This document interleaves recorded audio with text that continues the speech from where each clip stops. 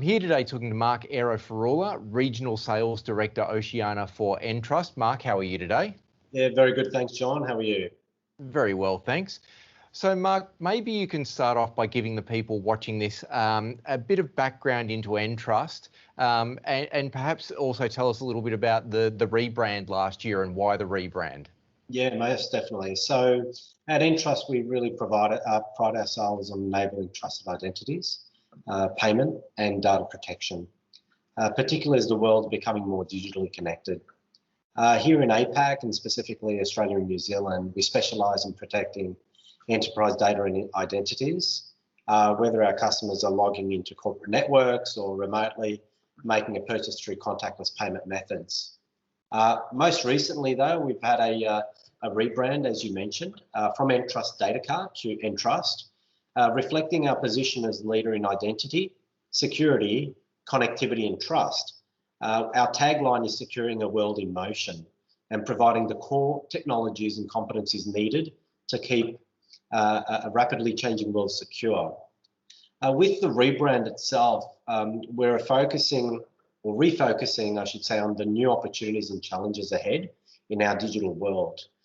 Moving ahead, we seek to develop leading solutions to help our customers resolve rising challenges across security and identity. And Entrust has also recently embarked on a series of acquisitions, the last three being Encipher, High Trust, and World Reach, essentially to deliver customers access to the advanced protection and identity solutions.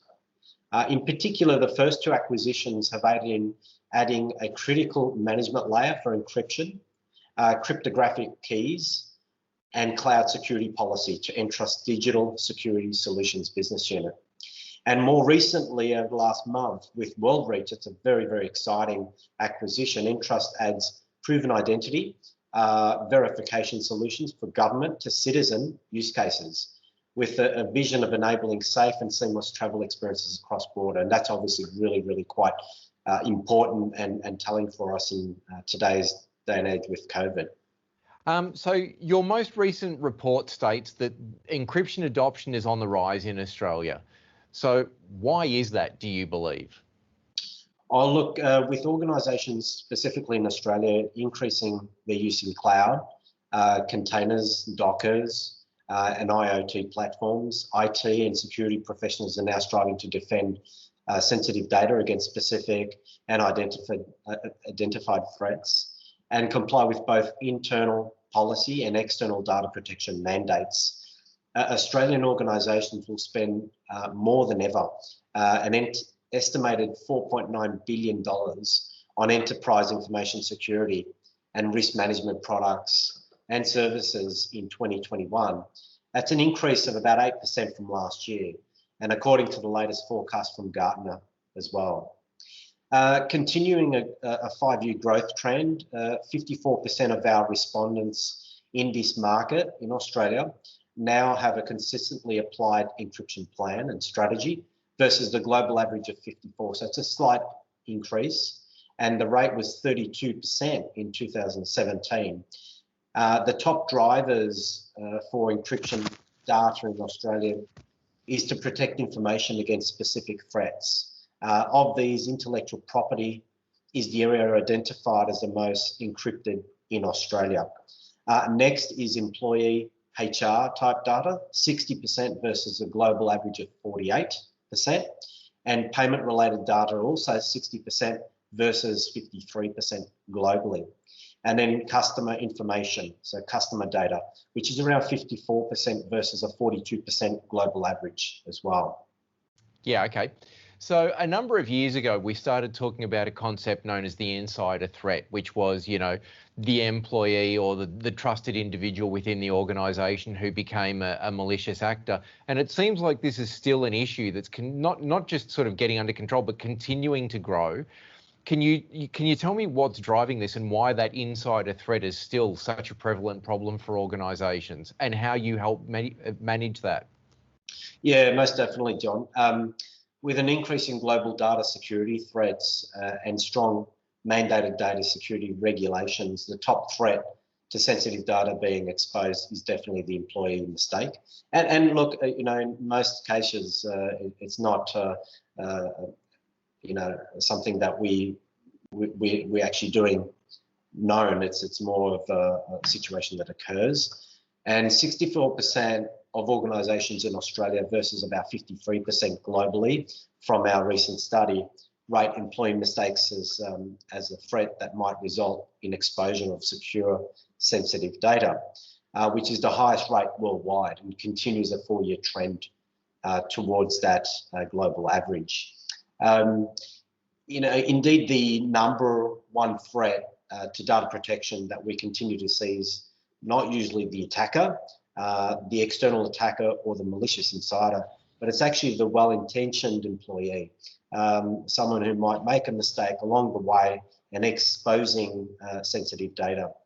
The data from our survey that we've recently conducted also reflects that almost 60%, right on 59% of respondents, where we had about 6,500 respondents, rate key management as very painful, which suggests that respondents view managing keys and data in that way is very challenging as an activity, thus resulting in the lapse in robust protection of sensitive data. Yeah, okay, that's interesting, because then there is a shift, because what we had been discussing previously was the insider threat being rogue or malicious employees, but you're saying it's actually more likely to be well-intentioned employees just accidentally doing the wrong thing. So given that shift in focus, what other sorts of threat vectors So mobility, digital transformation projects, IoT, Internet of Things projects, and work from home policies, all these have created new destinations for data that need to be accounted for in the enterprise data protection strategy. The big Achilles heel, I think, John, is for sensitive data is that even if you protect it in 5 or 6 places, but leave it exposed in 1 or 2 others, these are where attackers will target or find ways to target, and the areas where data protection is weakest. In the study that we conducted with Ponemon Institute, we found that the average number of encryption products, you wouldn't believe it, but is 8. So that's 8 different encryption products within an organisation. And in fact, it's as high as 10 or more in some other countries and jurisdictions. At the same time, there are many organisations out there struggling with having limited resources, especially with having the deep enough level of expertise in data protection specifically. And this leads to a situation where we have so many products, but you don't have enough people and knowledge and know-how to use them properly or manage them properly. And it can open up the door for mistakes to be made. And that's what we're starting to see as really being the key issues. Yeah, you mentioned there sort of people struggling with data security. I mean, that leads naturally to the question, what is it that you think is holding most organisations back from encrypting their data? Well, that's a really interesting question, and one that the key barriers to successful encryption strategy that Entrust has identified in its strategy is the ability to discover where sensitive data resides in the organisation. Similarly to other regions, data discovery is the biggest challenge when planning and executing an encryption strategy in Australia for Australian clients. Although the rate declined from 70% last year to where we find ourselves now, 59%, and it's actually less than the global average of 65%, the fastest growing challenge this year is classifying which data, as I mentioned earlier, to encrypt. And we are seeing an increase. We're seeing about a 35% up from 24% last year. So there's definitely some learnings, and organisations and individuals within the organisations are getting better at that. Entrust continues to share knowledge with our partners and with our customers on building a robust encryption strategy in hopes that it will resolve some of these reoccurring pain points. And encryption can be complicated for some, but rather than have organisations and their employees not protecting their data altogether, what we here at Entrust do is aim to educate them and provide the importance of having well thought out encryption strategy. Yeah, now traditionally in the past, when we've thought about data security and cybersecurity, it's often been software driven, but your report shows that there's been greater and greater adoption of hardware security. Can you tell me a little bit about what the hardware side of it looks like? Most definitely. Look, software plays a role, but ultimately the key way, and we've identified that with some of the more recent high-profile hacks, has been that there's been a lack of digital security, and in some cases, no hardware security modules used. So HSMs, or hardware security modules, play that integral key role in protecting data. An organization's most sensitive data requires increasingly stringent protection from loss and from outsider or insider attacks. And the use of encryption accompanied with HSMs as a trusted component for performing cryptographic operations and protecting keys helps to ensure data is being protected in a certified and a trusted environment. Encryption key management can be more effectively managed with the use of hardware security modules, or HSMs as we call them, and their adoption is continuing to rise, with 42% of respondents in Australia using them, and that's pretty significant. The HSMs are becoming more important to enterprise encryption and key management strategies, most notably, for TSL and SSL encryption keys that we use on websites and the like, especially with the uptake of online purchasing, and container encryption signing services with greater planned use for payment use cases I mentioned, code signing, and to protect secret management tools, and to provide a root of trust for key management. So we found that 67% of organisations in Australia use HSMs for TLS, SSL type requirements for keys versus about 44% globally. And we were the second highest rated worldwide and continued a 4-year trend being above the average. So that was really quite impressive. So for those people who perhaps aren't familiar with hardware security modules, what is the main difference between an actual physical security hardware module and software? Why would I use a hardware module? What does it do for me that the software doesn't? And typically, who and where would that be used? So essentially, a hardware security module is an appliance that's put into a server or a data center, and it's FIPS compliant to a very, very high level standard. And all the digital keys are stored within the hardware security modules for the applications that do require the digital keys to encrypt the data on an application. And what we find is that with the data in the HSM and the policies around that, we're not having keys exposed in software alongside, in some cases, the data, and alongside, again, the applications that they're supposed to be protecting. So that's essentially why the HSMs really work well. Yep. And who would typically use a HSM versus software, and in what applications would they use it? Well, look, it's pretty broad. So it's great to see that organisations in Australia increasing that, and they're also then for increasing the use of cloud and containers and IoT platforms. So we're starting to see a great rise in the HSM technologies that we provide in these particular areas. But then if you look at certain industries that are doing very, very well, it's government, it's federal and state, it's large enterprise, it's retail, especially with online presence and security, and banking. They're really the key areas that we see a significant rise in the utilisation of HSMs. Okay. So other than the insider threat or the accidental mistake with data protection stuff that we spoke about before, and some of the factors coming out of COVID, you know, what are other factors that are currently having an effect on the business landscape across Australia and New Zealand, and how does this compare with the rest of APAC? Well, look, the big thing, and I touched on it, was cloud and IoT. They're really starting to boom. However, the pain associated with key management still remains high in the country.